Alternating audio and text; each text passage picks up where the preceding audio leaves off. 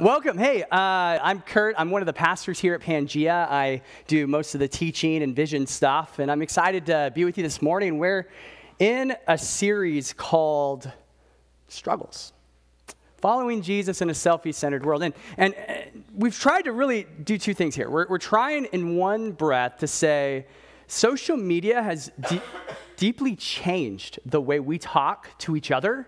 And social media, I mean that in the broad sense. So everything from like text messaging to email to the real social media 2.0 stuff, right? Like Facebook, Twitter, Snapchat, and all the other things that I don't know about, right? Like there are very clear ways that we are changing what it means to relate to human beings. Now, the other half of this is like, it's not really a series. It's all about social media per se. That's just kind of a jumping place to really talk about the nature of what it means to be human and what it means to be a Jesus person with others. And that's what we've been trying to do. So last week we started this by just making some big observations about the way we try to make impressions on others. And often it's through the mediation of a screen. And this week's going to be very fun. But before we do anything there, I want to do just jump into a couple of other things. So this is like caveat, and then we'll jump back in. Caveat number one is we're actually in the middle of a giving campaign. And so I just wanted to remind us of that. This is the theme, the generous community. We actually believe that God is generous and that we have a generous family. And so we've kind of created a process for trying to say, what does it look like to get more strategic about how we use our money here at Pangea so that we can have a greater kingdom impact and be kind of in this together as a family. And so we have a way for you to check out what we're doing there. It's seattlepangea.com/generous. And by the way, saying slash and then generous is like the hardest thing ever for me. I don't know. Try that really quick. Just go /generous. Ready? Go. Was that hard? No, okay, it's just me. So it's like you know, the whole like S. So I had to go to speech class as a kid because I couldn't do SHs. I had shoes that were really called Sues, and so maybe that still lingers, but that's okay. That's okay. So that's how you find out more about what we're doing. We believe that generosity isn't about the amount that you give, but it has more to do with the sacrificial nature of saying, I'm going to portion out this chunk of what I make because I want to give that to the Lord's work through the local church family. And so we're inviting everyone to be a part of that. And there's a discernment form that we'd like everyone who calls Pangea home to fill out at that website. So please do that. And what's really cool, actually, is that many of us were at a fundraiser last night for ORR, Orphan Relief and Rescue. So during the prayers of the people, we were literally downloading this. So we just got this photo. This is fresh from last night, and several of our Pangea family was there with us, looking glamour and whatnot. So very cool. I'm digging Jose right there. That's a good shot. And then, I'm still digging Jose, actually. And then, of course, there was us. That was the picture I was going to show you if the other picture didn't come through in time. So this is not nearly as cool. But what's really great about our giving campaign is that all of the pledges that come in from now until the end of the year, so all of the gifts that you give connected to your pledge from now till the end of the year, we're taking the first 10% of that and we're giving it directly to ORR and their work with orphans and fighting child trafficking. And so we want to model the kind of thing that we're inviting all of us to kind of embody in our own way as sacrifice and love. And so that's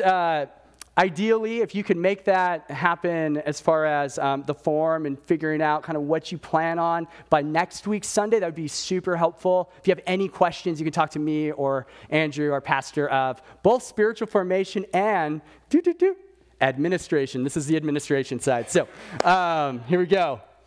So with that said, I want to jump back into our series, and we are talking today about relational intimacy. Relational intimacy. And it's a very real subject for so many people that I meet, that we long so desperately to be known and to know others. And it's, in some ways, it's indicative of a shift that our Western culture is going through, right? So we as good Americans are known for our individualism. We were actually founded on the idea that individualism is the highest moral goal in a lot of ways. Other cultures are more communal than the United States, and a lot of the West tends to be. But out of our individualism, we've moved now into an era where we're struggling with not just individualism, but isolationism. That we feel increasingly isolated as we have discerned that the individualism that we thought was so important actually doesn't pay dividends on our soul when it comes to relationship. And so we find ourselves in this place where it's like we believe in like independence, yay, right? We fought that good war against other Christians. That worked out. Okay, so we, yeah, that was tongue in cheek. But you get the idea, right? Like we were founded on this idea, and now 21st century, a couple hundred years later, we're asking ourselves a question like, is that good enough? Like, is that actually what I want? You know, and I can imagine other cultures that are more communally based probably going through a similar journey, but kind of the other end towards kind of personalism and maybe some individualistic sorts of tendencies and saying, wait, what is my own value within the system, right? So this is just a human thing, and it just probably depends on location and historical background and where, you know, all of that stuff. But for us, I would say that we're increasingly desiring a sense of relational intimacy that has not been in previous generations, and especially over the long history of the United States. And so as we think about relationships, I think there's a point that if we had a bottom line today that all of us could agree on, that we all long to be known. We all do. We all long to be known. Now, here's the thing. A lot of us don't think we long to be known, so we put up guards and we put up blockades because if you knew the real me, you wouldn't really like the real me. And that's part of the process because under the if you knew the real me, you wouldn't really like the real me, so I'm going to be a version of me that doesn't have to be vulnerable here. If you actually get beneath the layer, it's still, at the end of it, a deep desire to be known. There's no getting around it. And I've talked to people all the time. I have coffee with lots of you and get to hang out with lots of you. And what I continue to notice is that one of the things that you love about our small little church plant crew is you love hospitality. You love the fact that there are people here that invite you in. That we are trying to build bridges relationally instead of walls. Now, do we do it perfectly? Absolutely not. And in fact, I hope that over the next several years, we get better and better at figuring out what it means to live in deep relationship with each other. I think there's several things that contribute to that. For those of you who are geographically able, are you in a village, right? Like, are you doing something to put yourself in a position to actually be vulnerable enough to get known? And there's other reasons that certain people can't do that. And so it's not like if you're not in a village, therefore you don't have good relationships.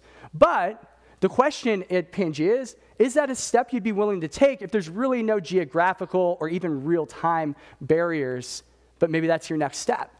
Some of you are in village environments and are trying to figure out what it means to be in this smaller group called a circle and trying to figure out what it means to be formed spiritually. All of these sorts of things, whether they're structured, part of Pangea, or organic and take shape in different ways outside of our Sunday expression, they matter so much. Because if you're not placing yourself in friendship and opportunities for vulnerability, you're always going to long for the thing you never get. And so relationship has to be intentional. You know, it's interesting as we think about this, though. I think the word friendship in itself is kind of changing. Right? The word friend is taking on new meaning all the time. It's kind of evolving. It's becoming something different all the time. You know, it's really interesting. There's a few, I just memed the heck out of this intro. So you ready for it? It's going to be so cheesy. You're going to be like, dude, you just gave me too much of the internet just now, and I'm not even going to get online for like 2 weeks because of how bad that introduction was. But here we go. So when we think about friendship, right, like you come across things like this, Facebook, bringing friends together. I feel like we don't talk anymore. Shh. Now I'm busy, right? We're on laptops together, or maybe we're on phones together, right? Like Lauren and I were at a restaurant on Friday, and I was checking an RSVP for something, and she was checking some other thing. It's very logistically based, but it's funny when you see that at a table, and we try to avoid that for the most part. But in this moment, our server caught us and saw us and was like, hey, are you texting back and forth to each other, right? Like, have you ever had that moment? Or maybe you're across the house from your spouse or your friend or whatever, and you text because getting off of the couch during your program would be so detrimental to your life right now. So you're going to, and that's okay. Like, I don't think that's all like stuff we should feel guilty about, but the extreme version of it can be isolating and a little odd, right? I found this other thing that I thought was pretty interesting that I've heard people say. Have you ever looked at someone's posts and realized you guys could be best friends? I have like 5 social media best friends, and they have no idea. Yeah, I mean, think about it. And this was like an invitation to tag them so that they know that they're your besties, even though they're not their, like the word bestie, like what does that even mean? I have a social media bestie now, It's very fascinating. And it's really interesting. This one is like the inverse of that, like what you can't do on social media. So check this out. If I send you ugly selfies, our friendship is real. Because just don't share them on social media if I ever go on the missing list, right? So like we can figure out ways in which like you and I are deep, but there's a barrier because if it's social media official, it's too far. Right? Or the opposite, if it's social media official, it feels official, but it's not, right? And so we've got to just sort of name some of these things. And to get a little more like specific and concrete, I have some facts here that I think are just so important. As of a couple years ago, so the study's like 2 or 3 years old, here's what it says about Facebook friends. The average Facebook user had 338 friends on Facebook. Very interesting, right? Some of you probably say, yeah, that's about in my range, and that's fine. That's just what it is. But here's what's extra interesting to me, is that the average American has only 2 friends they consider to be close. Think about that for a minute. You have all of these so-called friends on social media, but yet 2 that you would consider even close. Like, and this isn't even like best friend as much as it is someone I know and knows me, and we like do very in the flesh sorts of things together, right? And then it gets even more interesting to me that 25% of Americans say they have 0 close friendships. 1 in 4, 0 close friendships. So as we think about like the friend word and how it's taking on new meaning, we have to really ask ourselves, are we contributing to that meaning? And how are we helping claim what friend really is supposed to be in the way of Jesus? And I was thinking that, besides friendship evolving, and how many of you, by the way, say this all the time? Oh, I have a friend who's into this thing. I do it all the time. But how many of you know that when you've said that, you don't actually know the person besides the internet? Yeah, it's very fascinating, isn't it? And look, so I can say my friend so and so who did this awesome thing. It gives me more street cred. So I've been trying not to even do that when I'm online, right? Like I'm trying not to be like my friend A, B, or C, unless they're authentically friends, But we do this all the time, and I think it feeds into the next problem we have. That immediate affirmation is becoming the new norm, right? Because we are more and more able to post instant information about ourselves. And it's not just a fast food society anymore. It's a fast affirmation society. It's a society that says, I had this thing happen, so when I post it, I'm going to measure my affirmation by likes. I'm going to measure my affirmation by interaction. And it's really fascinating. I do this. It's not like you should hear this and say, oh, I should stop the internet, right? Like that'd be silly. That'd be absolutely silly. I mean, you can. If you really want to stop the interwebs, I think it's great. But I want us to remember something about the man upstairs really quick. Can we remember this? That Jesus had followers way before Twitter, and he was hip before Twitter too. So just remember this, that before Twitter was a thing, before Facebook was a thing, friendship was something much more. And in fact, I don't know, I've been binge watching Netflix in my spare time. This is how I spend my Sabbath hours, right? So there's some Monday mornings where I'm just like, you know what? I'm going to block out this time to just be. Like, I think that's what I'm doing this week because I had a long weekend and loved the weekend, but I'm just noticing that in my own life, if I don't carve out just even a block of time, that my own spiritual health and my relational capacity is just going to be drained up. And I'm an extrovert, right? Like, I'm a low extrovert, but I'm an extrovert, and I'm just noticing that alone time is good for the soul. And so I've been watching The Office again, and the U.S. version, because the European version goes over my head because I'm dense and American. But, the good Michael Scott episodes are just so good. And then a character named Andy Bernard is introduced, and he's trying to become Michael's best friend. Check out this quote. I love his quote. "Sorry I annoyed you with my friendship," right? Some of you remember this episode.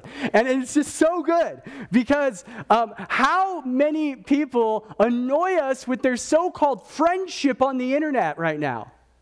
How many people are you like, I might block them? And how many declarations have you had in the last 2 months of, hey, I just thinned out my Facebook feed because of Hillary or Trump supporters? Have you, right?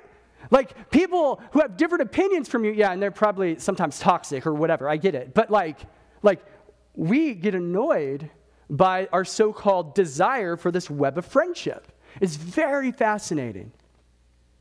And we can actually filter our engagement with friends through a screen or a text. Even like friends you know. Now here's the thing. I want to make a caveat here. I have some very dear friends that don't live close to me that mediums like this have helped our friendship stay pretty much at the level it was when we were always around each other, right? So I have some college friends, for instance, that we moved away when we, had this dream to start a church and all that stuff. And these are still some of my best friends. And thank goodness that the internet allows me to send funny memes to them. And some of you, actually, we will send stupid stuff over the phone or whatever, right? Because it's awesome. It's really awesome. But it's all reinforced by authentic story with these people, right? It's all reinforced by authentic engagement and history and presence. And again, do I think that saying I have a friend that I've never met in the flesh is a bad thing? No, I have a friend named Matt that I've been kind of mentoring over the phone and become a great friend of mine for the last 6 years. And let me tell you about Matt. I've never met him. He lives in New York. I've never been to the area that he lives in, so I've never met him, right? But I can tell you this, that I know a lot about him, and he knows a lot about me. Now, and when we meet in the flesh, it'll probably be kind of emotional and kind of awkward because it's like, oh, that's how you really look. Like your picture didn't do you justice, I'll be saying that to him because he's probably, anyway. I wasn't going to like compliment myself. That'd be weird, right? Can I do that? Like, he's going to be so enamored with how I actually look. Oh, man. When I watch The Bachelorette, which I never do, there's a character on there that when he got introduced, and I'm not sure which version of Bachelor or Bachelorette, but he was kind of a complainer, kind of dorky. But when he entered the scene, certain girls would say this about him. They would say, wow, he's a lot cuter in person than he was on TV in the last version of The Bachelor he was in. And I just felt bad for the guy because, so hopefully that won't happen. The screen, though, does mediate parts of reality, right? You can do a selfie that's all up in your grill, and you may have like a really beautiful profile, but wow, you zoom. No, I'm just kidding. But you get the idea, right? Like the idea is we can crop, we can filter, we can text, we can shape, we can mediate the relational web we find ourselves with and not have any risk involved. not have to get raw with someone. Or maybe it's the opposite. Maybe you're able to get more raw in a Facebook message to a stranger that you feel close to than you can with anyone you know in the flesh. Isn't that odd? And there's all kinds of reasons, and this isn't a judgment session, it's just a question session. What is stirring that up within us that we are unable sometimes to say what we need to say to a human being in the flesh? So we reach out beyond our actual sphere of life. It's very fascinating when we do that. And maybe some of it is fear. Maybe some of it is that there's this sense that I can delegate the most intimate parts of myself to a disembodied space out here, because if I had to really own my own flesh and blood, it would be a little too overwhelming, a little too much vulnerability that I don't know that I could handle that. So I can disembody that to this other delegated space, and it's safe, and it's helpful. And I'm not saying that's always bad. What I am saying is that if that's what deep, intimate friendship is, you and I are in for a life that isn't very much worth enjoying, right? Like, this isn't the way that God designed us. If you remember our last series, God designed us for shalom. God designed us to know God intimately, to know other human beings intimately, to know the creation intimately, and to know who we are in light of this God intimately. And so I want to jump into John chapter 13, and I want to just kind of unpack some of the implications, I think, for like trying to figure out, okay, how do we notice what's happening to the relational world we find ourselves in, and then also notice the way of Jesus and how Jesus invites us to be people who are countercultural, to use the good in culture, but to subvert the things that are pulling us away from God's design for our life. And so in John chapter 13, it says this. This is verse 31. And notice the first 4 words, when Judas was gone. So you maybe remember a sermon a few weeks ago, maybe a month ago, where we looked at Jesus washing Judas's feet as a political act of loving your enemies. Well, this is like the text right after that. So just to put it into a larger context, if you happen to have been here for that.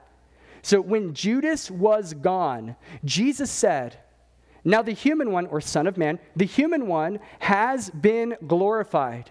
God has been glorified in him. If God has been glorified in him, God will also glorify the human one in himself and will glorify him immediately.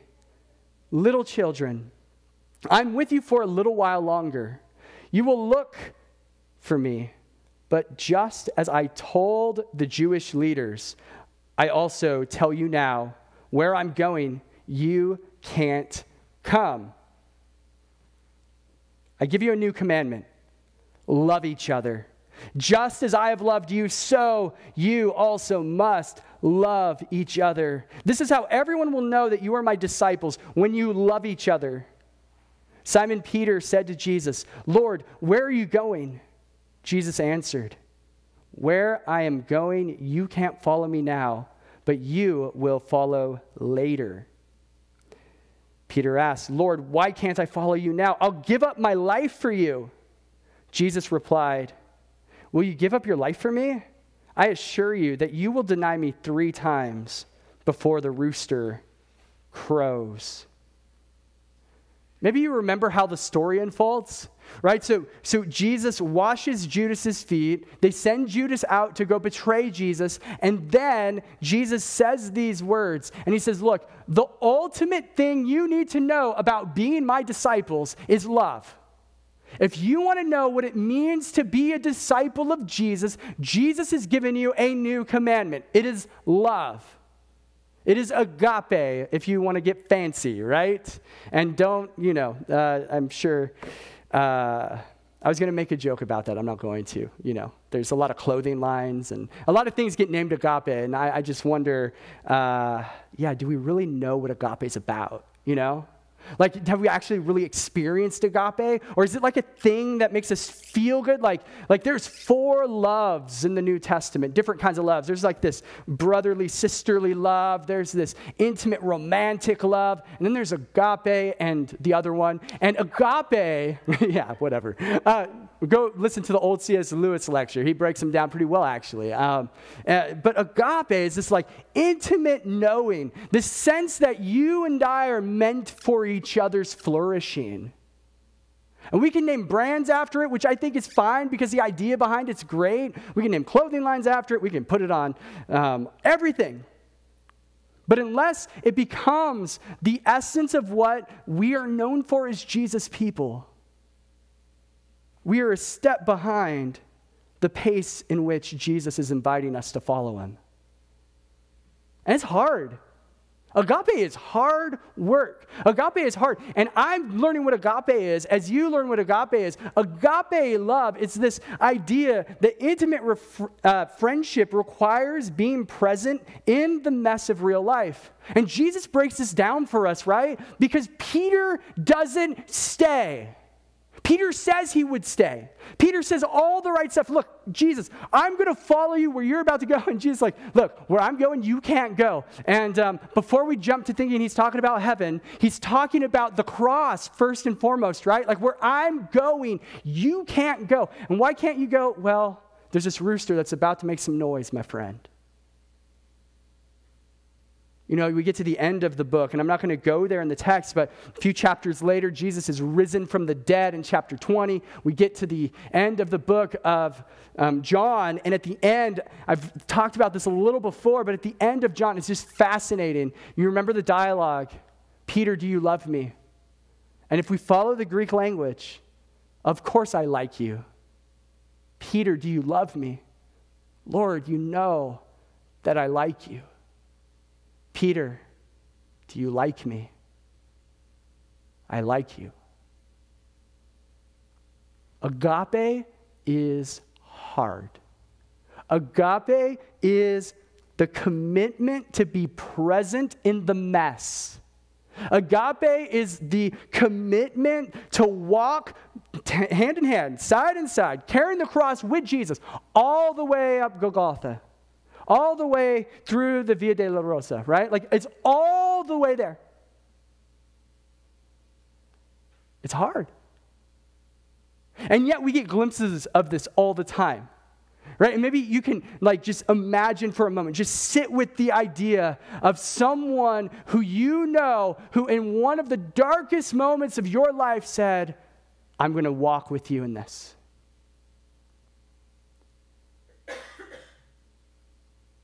You may have tasted agape in that moment. You know, I actually think the process of embodying agape is something that will take a lifetime for a disciple. In the Bible, there's this word that sometimes gets translated sanctification, right? It's this fancy word we use in Bible books that no one reads unless they're really into Bible books. You know what I'm talking about when I say Bible books? Books that are way too thick and way too boring to actually read unless you write papers about the Bible, right? But these are real books, and they talk about these terms like justification and sanctification. And justification is classically this word about relationship with God and others, right? It's courtroom language. And then sanctification is classically like this word about the process by which something is set apart as good and beautiful. The word might be holy in that context.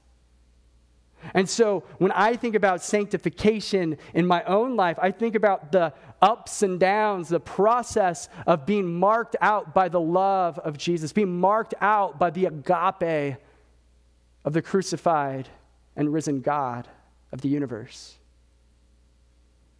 And I can point to moments in my story where someone got into the mess. And in that moment, I still to this day say, that's what love is. That's what agape love is. And there's moments where I felt alone. I felt isolated. Or maybe it was the inverse, right? There were moments where I stepped into the mess and I was present. I wasn't stepping in out of obligation. I wasn't stepping in kind of as half of myself. I was stepping in as my entire self in that moment, hopefully. I sure hope so.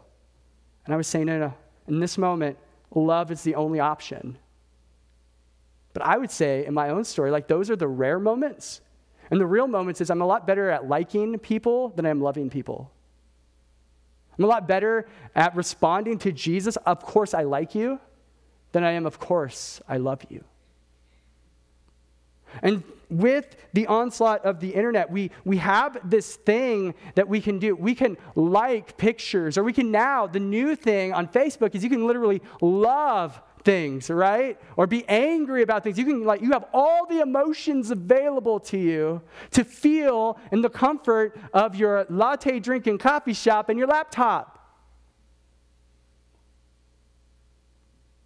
That's good, but that's like. Jesus invites us to love. Jesus invites us to feel. Jesus invites us not only to feel, but feel in the flesh.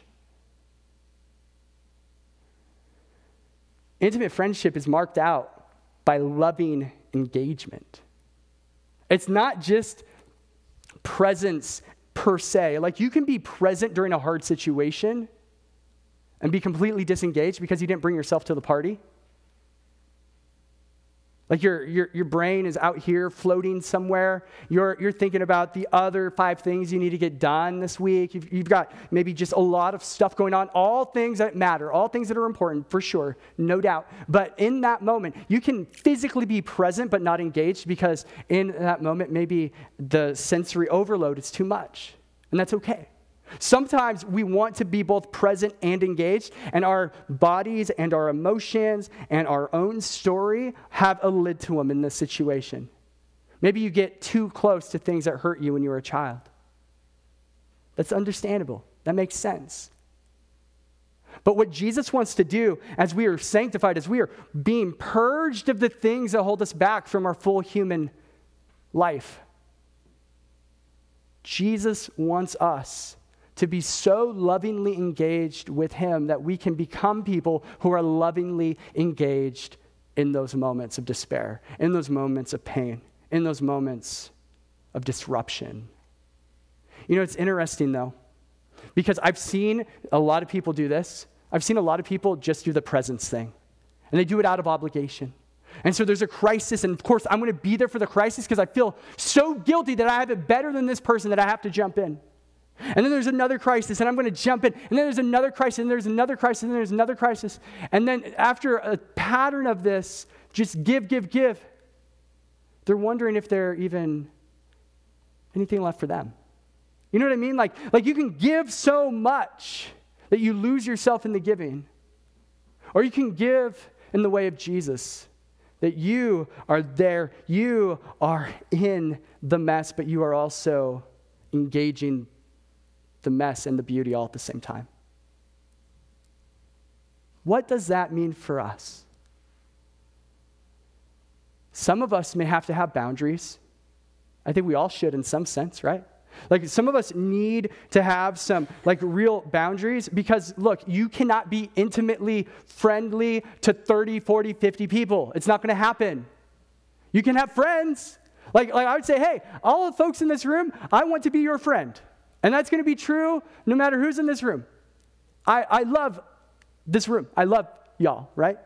I'm not from the South. I love you all. Sorry. But the reality is, I'm going to know intimately maybe 8 of you, maybe 9 of you, maybe 10 of you, maybe 12 of you. But there comes a point where, and look, I'm a pastor, so I'm saying this just to be real. Like, this is not just because I'm a pastor. This is everyone, right? Like you have a relational lid, and you need to know what that is so that you can do the agape thing, where the agape thing is most necessary in your sphere of relationships, and do the like thing all over the place. You get it? Like, doing the like thing is beautiful. Doing the agape thing is sacrificial. So we have to sacrifice with wisdom. We can be present. We can we can cheer people on. But don't lose ourselves in the moment. We are invited to be human in the way of Jesus. You know, an engagement, and I'll close with this. Engagement happens ultimately when the Spirit of Jesus is inviting us to engage in new ways.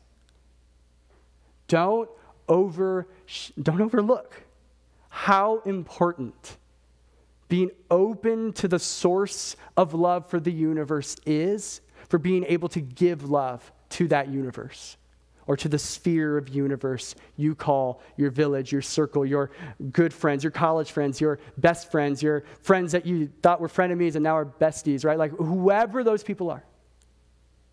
If the God of the universe pours out love, my prayer for us is that we would say, God, give me more of that. Resource me with that so that I can know what it is to be even more loving than I already am.